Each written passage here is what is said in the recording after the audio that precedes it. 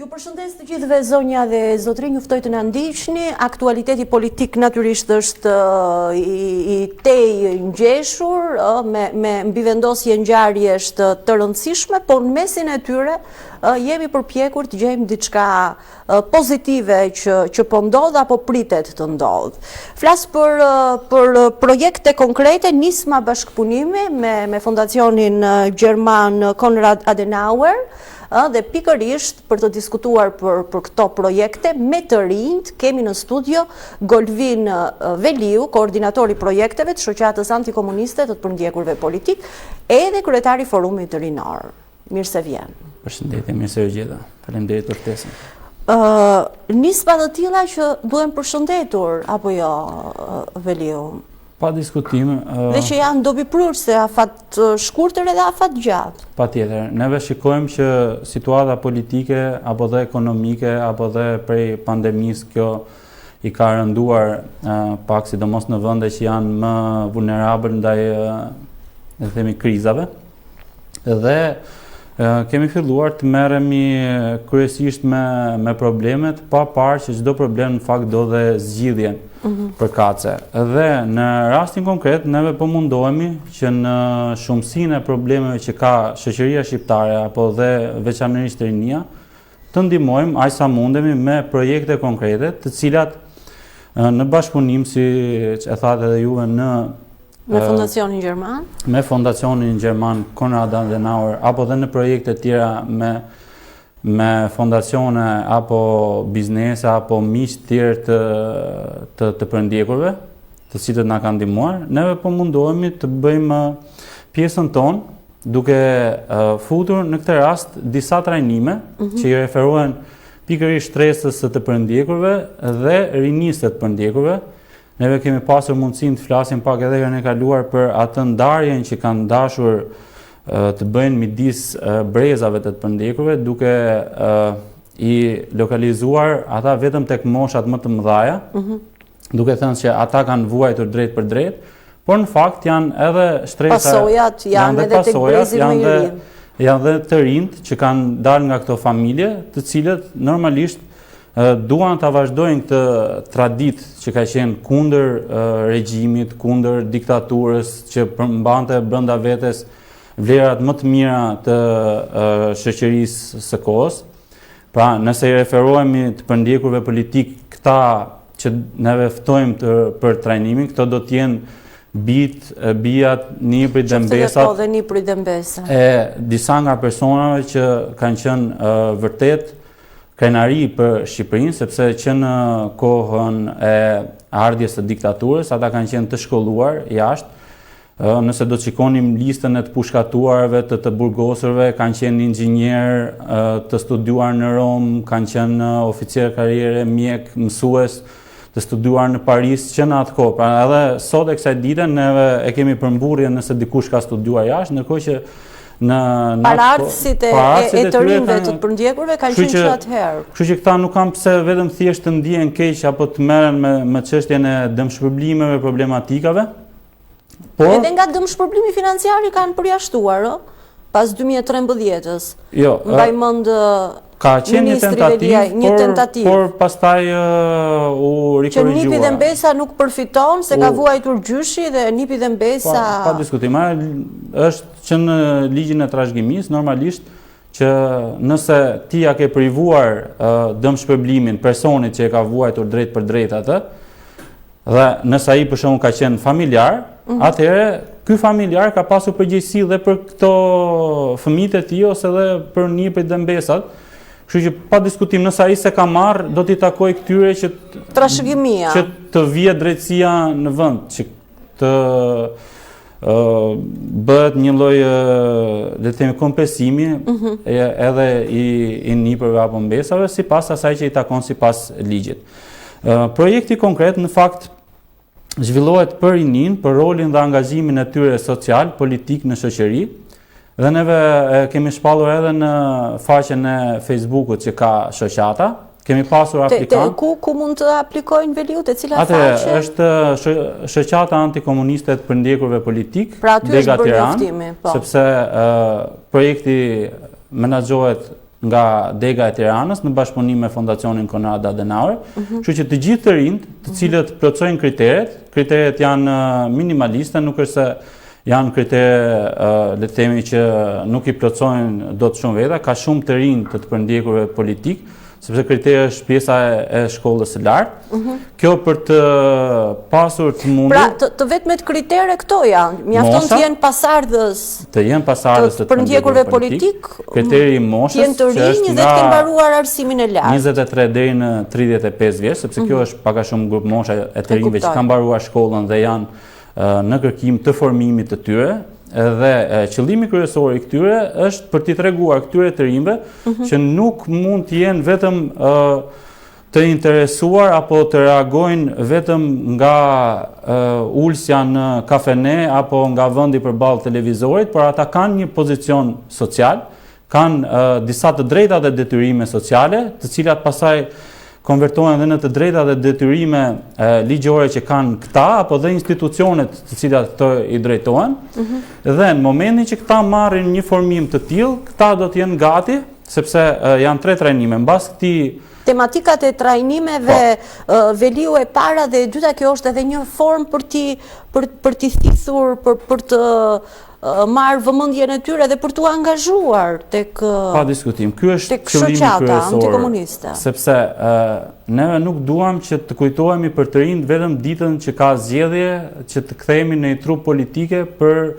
të zgjedhurit e radhës. Ne dëshirojmë, sepse problematika e të përndjekurve politikë është një problematikë e përditshme, e cila prek të gjitha sferat e shoqërisë, që nga pjesa e arsimimit, aspekti social, aspekti ekonomik. Kështu që nëse neve punojmë në mënyrë të vazhdueshme dhe krijojmë besueshmërinë si shoqat dhe si grup përfaqësuesi i të përndjekurve politik, kemi edhe ne nesër pas nesër mundësinë që këto pasaj ti përkthejmë në nisma, ti përkthejmë në... Pra, një motivim për një angazhim politik të rinjve, pse jo, për të mbrojtur kauzën tuaj pastaj. Qëllimi kryesor është që të rinjt e të përndjekurve politik të çojnë në vend amanetin e gjyshëve, baballarëve, nënave. Si jemi deri tani, Veliu, me pjesëmarrjen e të rinjve në angazhime të tilla? Atëherë, nuk jemi as pak aty ku neve do të dëshironim, dhe prandaj neve po i përkthejmë të gjithë dëshirat që ne kemi në angazhime konkrete, në mënyrë që neve të bëjmë pjesën tonë dhe normalisht i takon të rinjve të përndjekurve politik të vinë, të jenë pjesë dhe pa diskutim, ata që do jenë individualitetet dhe do kenë performancën më të mirë, padyshim janë të ftuar të bashkëpunojnë, qoftë me shoqatën tonë, apo qoftë edhe me partitë politike të djathta, në mënyrë që nga spektator të arenës politike dhe vendimarrjes të kthehen në aktor, të kthehen në ushtrues të drejtave të tyre. Dhe pikërisht të trajnime këtë kanë si fokus. Pra, nëse ka një energji tek njerëzit, që nëse ata e ndjejnë që gjërat nuk shkojnë dhe e ndjejnë që duhet të reagojnë, duhet t'i kanalizojmë që të reagojnë në mënyrën më të mirë të mundshme.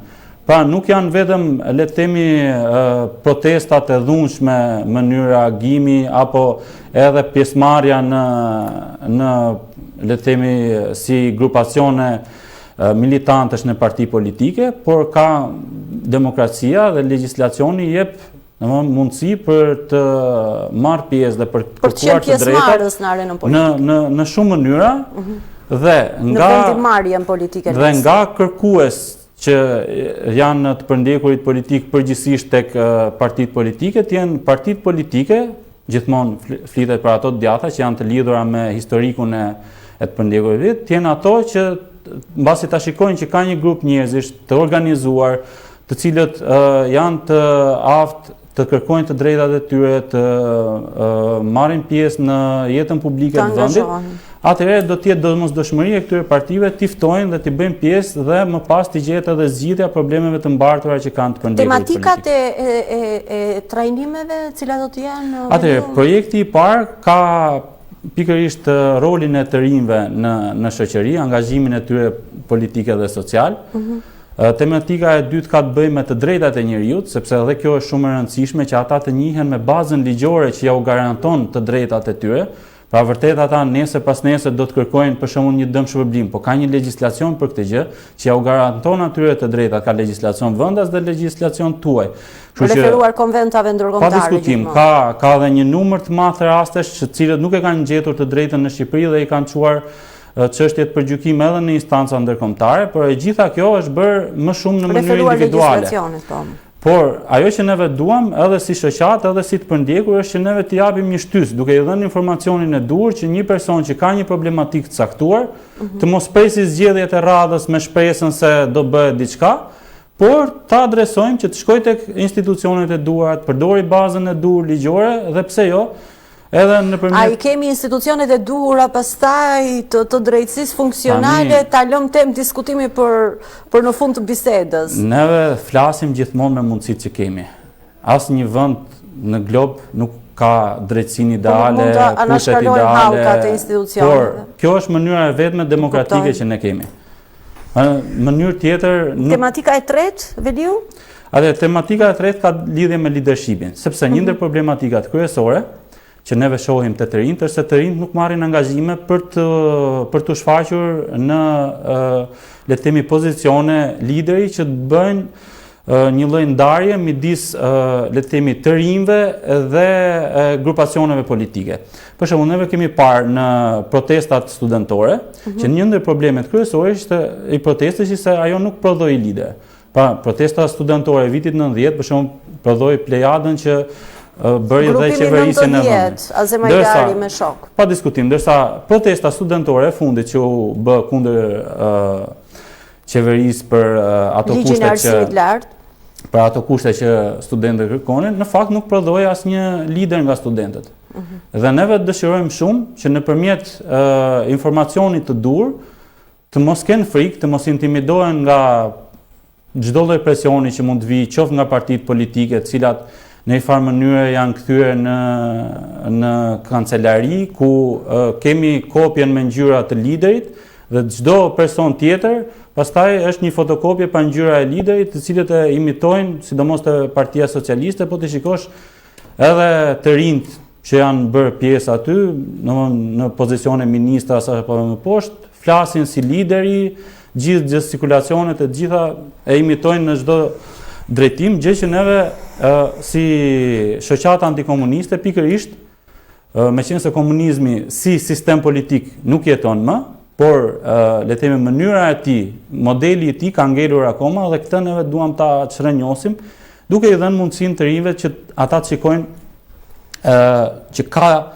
dhe shembuj të tjerë, sidomos edhe në botë, bile neve kemi edhe shembullin e Kosovës, ku aty, pavarësisht se ishte një kast politike e dalë nga lufta, u zëvendësua pastaj me partinë vetëvendosjes, e cila doli nga një reagim qytetar, le të themi, gjë që në Shqipëri akoma kemi ngelur tek pjesa le të themi tradicionale e të bërit politik.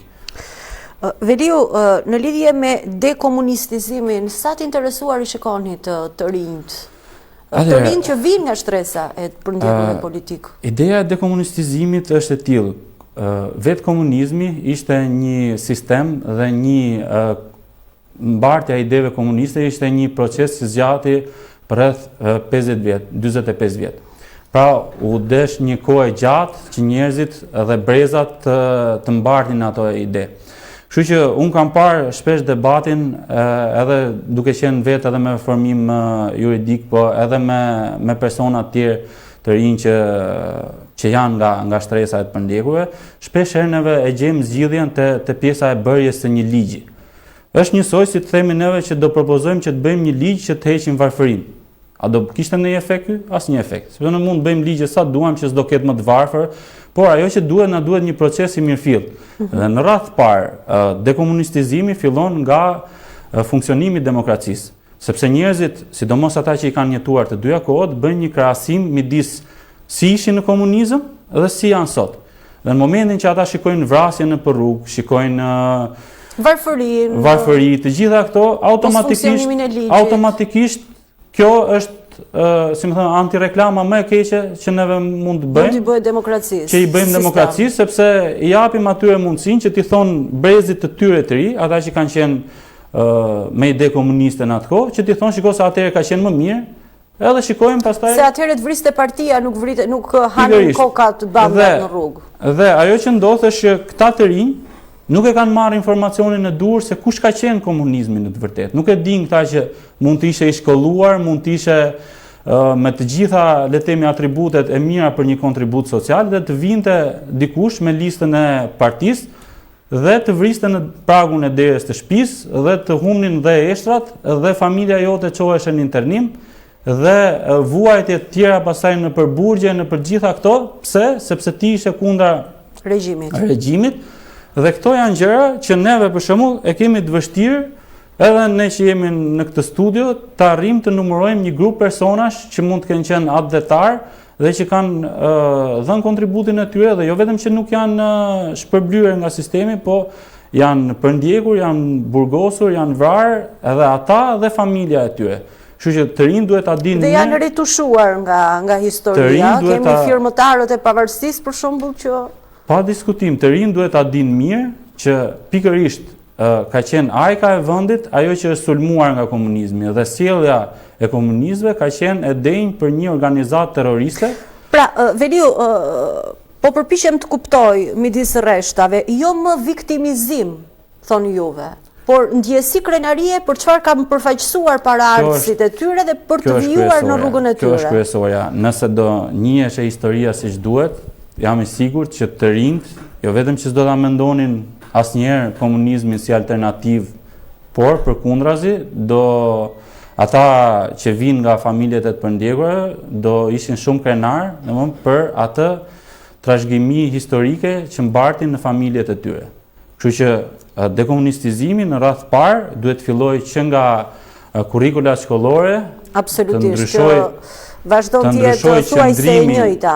Të ndryshoj qëndrimi ndaj figurave të komunizmit, ndaj mënyrës së sjelljes, në njohjen e legjislacionit që ka pasur komunizmi në mënyrën se si ai operonte dhe kjo është shërbimi më i mirë se sa mund t'i bëjmë neve duke nxjerrë thjesht një ligj edhe për konsum të brendshëm politik, ku hapet një herë diskutimi për dosjet, do hapen, këto pastaj janë diskutime që duhet ishin bërë në kohën e dur. Sot jemi në pikën që neve duhet të largohemi një herë mirë nga idet komuniste dhe nga idet ekstremiste. Sepse po shikojmë që edhe në vendet tjera të Europës, kriza ekonomike shpesh i çon njerëzit drejt ideve radikale apo ndryshimeve që janë të bukura në aspektin teorik në njërë, për që në fakt në praktik kanë prodhuar shumë viktima. Veliu, aktualiteti politik në optikën tuaj, që natyrisht përfaqësoni të përndjekurit politik të rinjt? Aktualiteti politik në fakt, këtu është edhe mendimi im personal, sepse nuk mund të them se mund të flas në emër të gjithë përndjekurit politik, se e mira e demokracisë kjo është që ka mendime të ndryshme.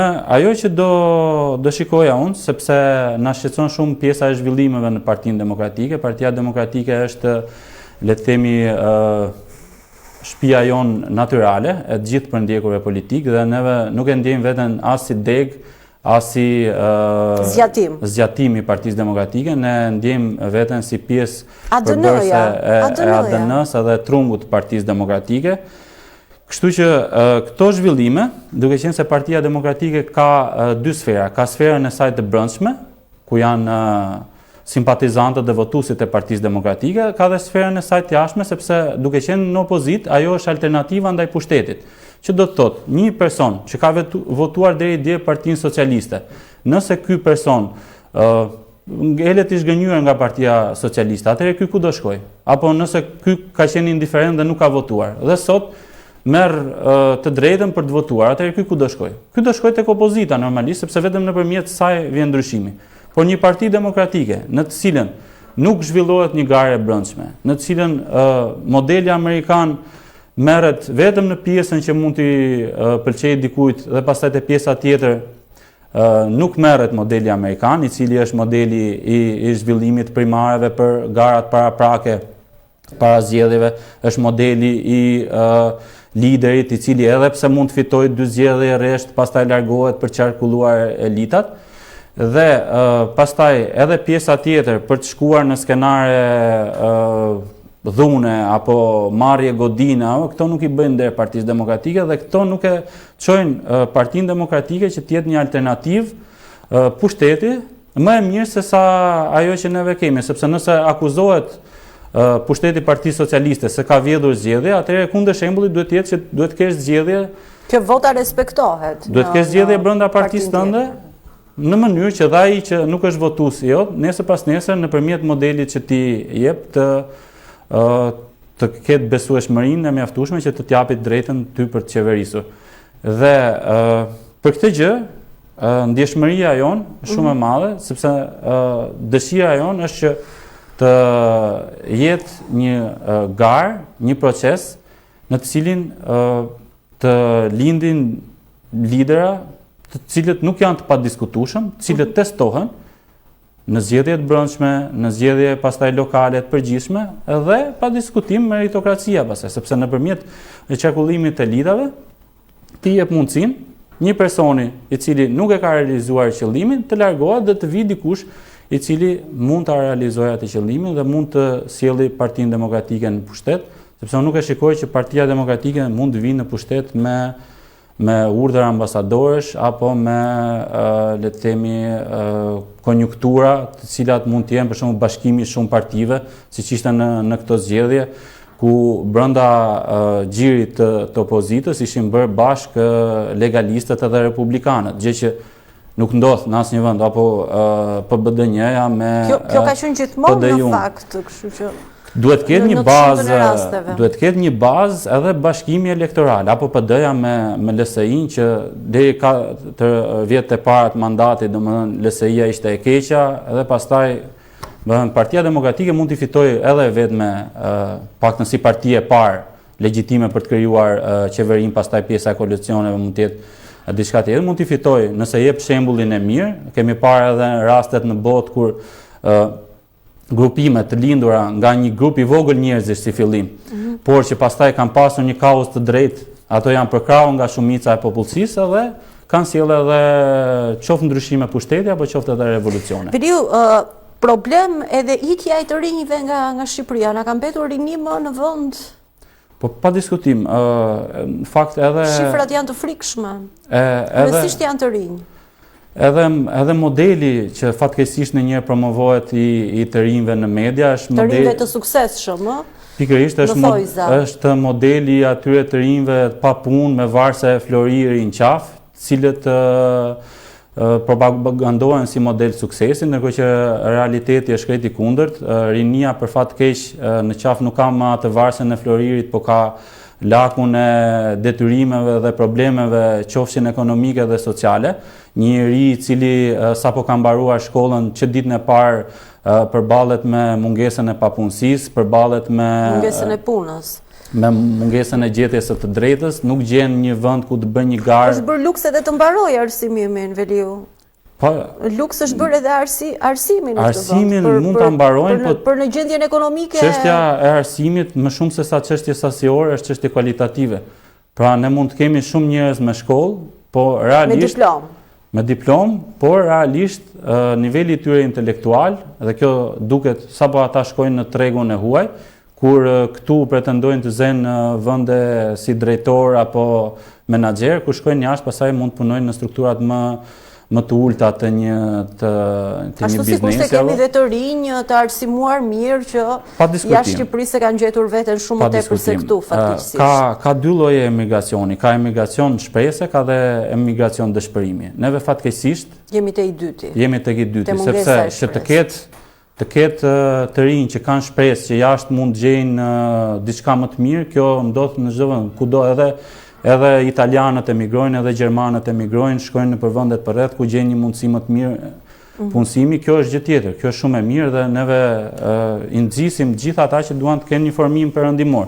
Por që të shkojnë nga dëshpërimi, se këtu nuk gjejnë dot asnjë lloj mundësie dhe të detyrohen të lënë familjen, qoftë familjen e tyre të prindërve, qoftë edhe familjet e tyre të reja. Kemi shumë raste kur shkon burri dhe le gruan me fëmijën. Këto pastaj kthehen nga emigrimi me shpresë në emigrim me Dëshpërimi, po. Emigrim e dëshpërimi. Veriu, dhe së fundmi, me qënë se vetë keni studiuar në fakultetin pra jeni jurist me profesion, shmendim kemi një për reformën në drejtësi? Reforma në drejtësi, edhe këtu kthehem pak te pjesa edhe mendimit personal, sepse normalisht... Po patyshim, unë prandaj u pyeta. Po, reforma në drejtësi nuk ka se si të ndodhte ndryshe që t'ishte një reformë e suksesshme që nga mënyra se si u votua. Na kujtovi pak sistemin e kaluar me 140 vota pro, dhe kushdo që është marrë me projekte, dhe unë si koordinatori projekteve, dim që çdo projekt, sa do i mirë tjetë, me i mirë i mundshëm, ka dhe një oponencë. Pra, nuk mundet që një reformë kaq e rëndësishme të kishte 140 veta pro. Do kishte edhe disa persona që në pari mund të ishin pro, po mund të mos ishin dakord me gjëra të caktuara dhe të këtë ta shprehnin nëpërmjet votës së tyre kundër bërjes të reformës në këtë mënyrë. Fakti që këtu reforma në drejtësi u votua 140 veta, 100% pro, kjo tregon që ka një gjë që nuk shkon me këtë reformë, edhe normalisht reforma në drejtësi që kur ka ndryshuar sistemin në Shqipëri janë bërë plot, dhe çdo le të themi 2 vjet ne dëgjojmë reforma në drejtësi, reforma zgjedhore, reforma territoriale, fjala reform ka një inflacion të fjalës reform. Dhe ajo që ndodh është ndryshimi i gjërave në sipërfaqe, për shembull, nëse u bën një reformë që gjykata nga gjykatë normale u kthye në gjykatën e krimeve të rënda dhe prokurori të krimeve të rënda, tash u bën një ndryshim që u kthye në gjykatë speciale kundër krimit dhe korrupsionit, pra ju vun disa emra të rinj, u morën disa persona që po ishin pjesë e sistemit. Pa nuk u bën një reformë reale në kuptimin që të merrte kohën e vet. Edhe ajo reformë që u votua me 140 karton jeshil pati mutacion gjatë rrugës. Po pa diskutim, sepse në momentin që gjërat nuk bëhen në mënyrën e dur, ato do kenë shumë ndryshime gjatë rrugës dhe këto ndryshime që bëhen gjatë rrugës më pas prishin dhe thelbin. Pra, ti e nis nga një qëllim i caktuar dhe momentin që ke shumë ndryshime, harron edhe qëllimin fillestar për cilin ajo është krijuar dhe ne po shikojmë edhe rezultatet konkrete. Pra nuk kemi as edhe një rast personash që janë me pushtet në qeveri, zyrtar të lartë kryesisht, zyrtar të lartë që të jenë të paktën të çuar përpara drejtësisë, se pjesa e dënimit, pastaj ne kemi prezumimin e pafajësisë, nuk mund ta vendosim ne me gjykim politik, pastaj se kthehemi shumë mbrapa në kohë, që janë apo janë të fashëm, po të paktën duhet të çuar, sepse fakti që ka shumë le të themi diskutim për shumë tendera, edhe me zë dhe figurë. Pa diskutim. Ka pasur skandale që. Ka pasur skandale të cilat meritojnë një ndjekje le të themi serioze deri në nivelet më të larta, sepse është e pa imagjinueshme që të mendosh që në një tender miliona eurosh ministri s'ka pasur djeni, apo kryeministri s'ka pasur djeni, sepse ne shikojmë edhe në vendet e tjera, në vendet të cilat ne aspirojmë që ti ndjekim si shembull, për skandale shumë herë më të vogla dhe për gjëra të cilat mund të kenë qenë në një proces gjyqësor në cilin personi edhe mund të ketë dalë i pafajshëm, apo pikërisht për faktin që është lakuar emri dhe ka pasur përgjegjësi, nëse s'ka pasur penale, ka pasur morale dhe politike, atëherë ka dhënë ndërheqjen duke dhënë shembullin e mos ndikimit të drejtësisë. Sepse në momentin që ti edhe në pushtet dhe bëhet edhe një hetim ndaj teje, është shumë e lehtë që ti, se Shqipëria është vend i vogël, nëpërmjet metodave të shantazhit apo dhe të ofrimit në drejtësi ishte aty. Ofrimit të mirave materiale për prokurorët edhe gjyqtarët që ti ndikosh ato. Plus që ka edhe një gjë tjetër që nga eksperienca edhe në vende të tjera, reformat në drejtësi nuk mund të bëhet nëpërmjet grupit të interesit që është kundër kësaj reforme në drejtësi. Çfarë do të them me këtë? Pra, neve për shembull nuk mund të kemi një kompani alarmesh që ta ketë bërë alarmin për vjedhjen e shtëpisë me hajdutët e shtëpive.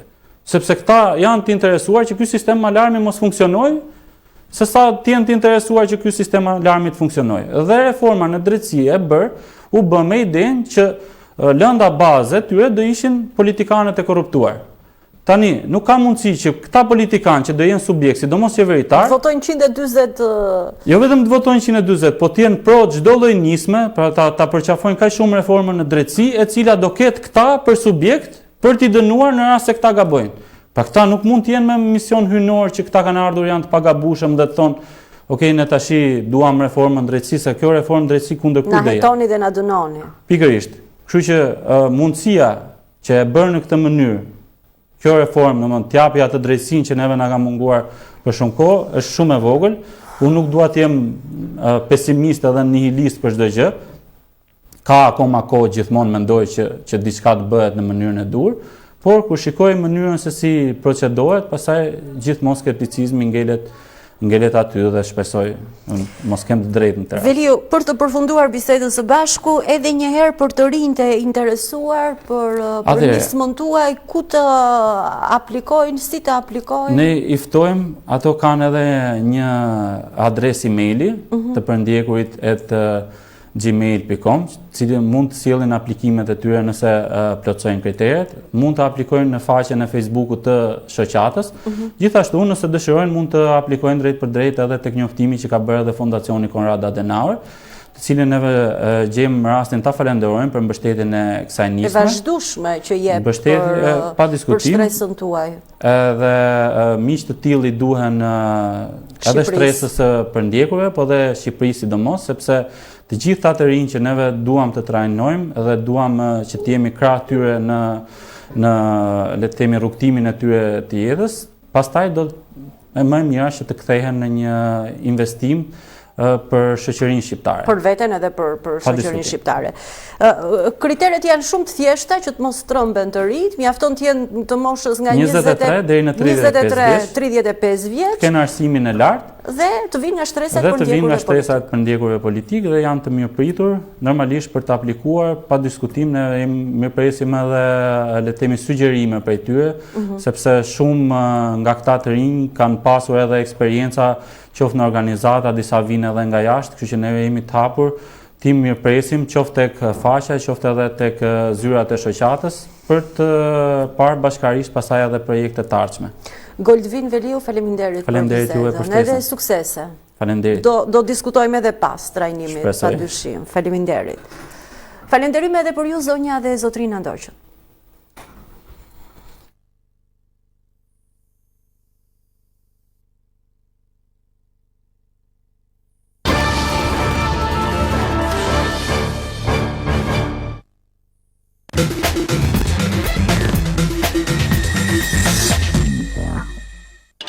Ardeno, lider në mobilim.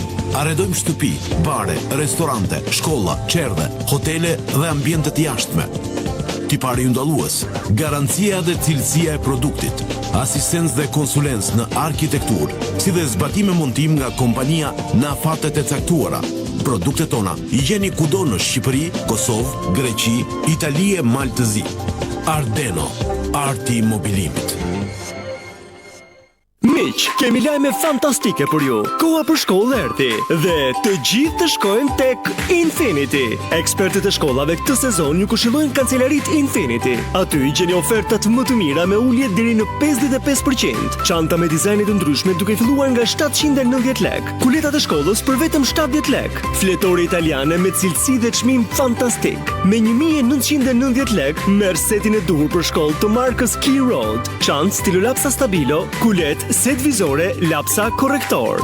Besojnë specialistëve të artikujve shkollor tek Infinity. Më lire më mirë se kudo. Rrjetin më të madh të kancelarive në Shqipëri, Infinity, e gjeni në çdo qytet dhe në Tiranë në çdo lagje. Vraponi, pasi sasitë dhe ofertat zgjasin pak ditë.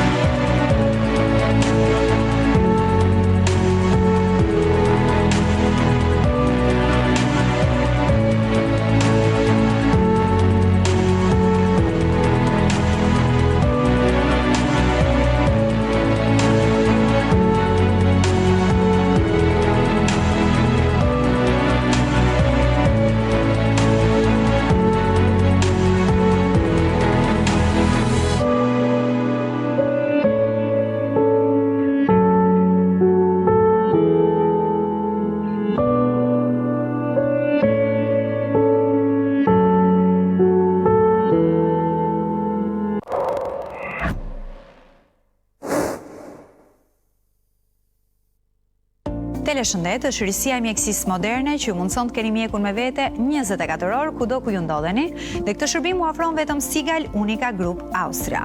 Më duhet udhtoj disa ditë jashtë Shqipërisë dhe u këshillova me mjekët e Teleshëndet se çfarë mund të bëjnë nëse më ndodh diçka. Dhe e dini çfarë? Unë mund t'i telefonoj mjekët e Teleshëndet nga kudo ku ndodhem, në Shqipëri apo jashtë vendit, nuk ka rëndësi.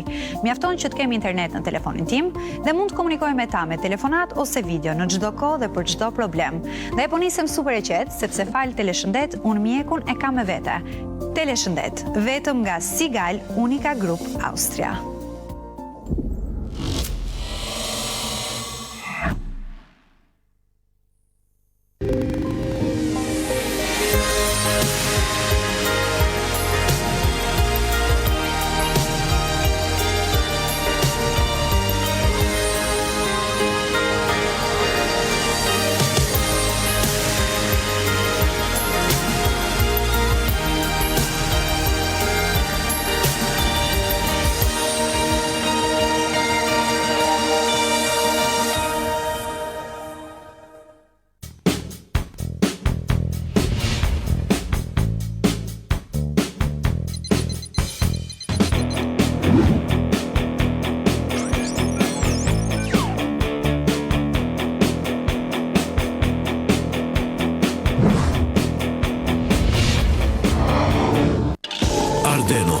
Lider në mobilim.